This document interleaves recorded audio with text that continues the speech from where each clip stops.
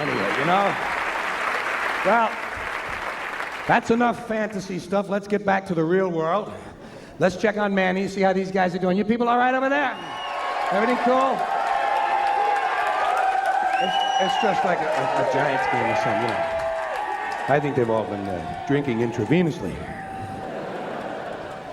They don't have any rectal drugs, do they? That's going to be a big advance when we have that. As soon as we have, then you can hide them and take them at the same time, You understand? We'll have to come up with that. Anyway. Now we come to the practical portion of our show. This is the practical stuff. This is where I actually give advice. Little tips and hints and suggestions on things that'll help the quality of life. Little things you can put to work almost immediately. In fact, some of you may be aware of my more famous tips from the past. How to get rid of counterfeit money. Put it in the collection plate at church.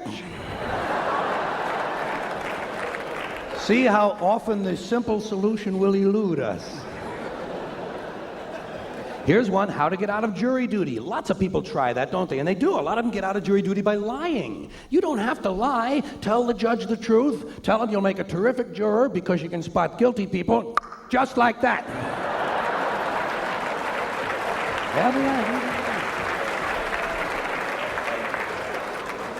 Well, today's suggestions are a little different. These are just sort of hints on things you can do to keep other people alert during the day when you're out and about your business. Little ways to keep people on their toes. Because people need that. And I'm not talking about your friends so much. It's just the general public. People need a little sort of a mental goose during the day to kind of bring them back to reality, There are an awful lot of people walking around, not all there. And I don't mean the helpless or the homeless. I don't mean people who've been kicked out of Mattawan without their medications and stuff. I'm talking about fuckers with jobs. There are people walking around with a kind of a neutral zone around their heads. Some people leave part of their brains at home when they come out in the morning. Hey, some people don't have that much to bring out in the first place. So I say there are little things you can do to help keep other people on their toes. Did you ever try backing out of a drive-in bank?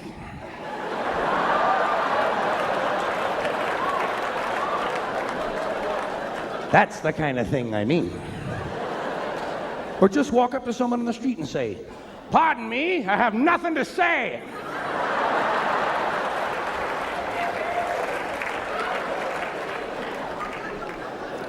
Someone asks you what time it is?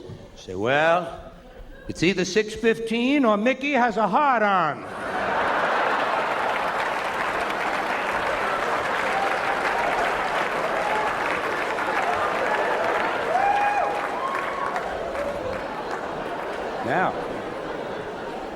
Now, many of these suggestions which I'm offering are intended for use on retail clerks because retail clerks seem to need special help. Did you ever go into a store and realize immediately that the clerk is running on a lean mixture? The cheese fell off his cracker a long time ago. He's just a couple of sandwiches short of a picnic.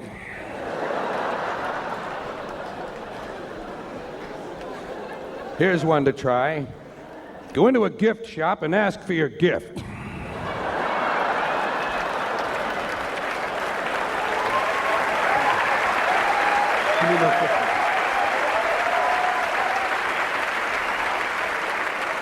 Well, they never seem to have mine.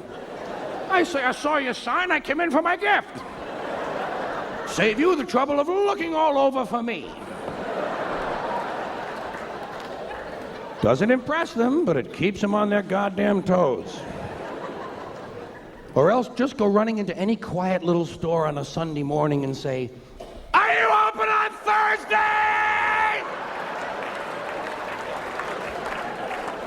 They'll say yes, say "Thank you," and run. Let them figure it out. It's not your concern.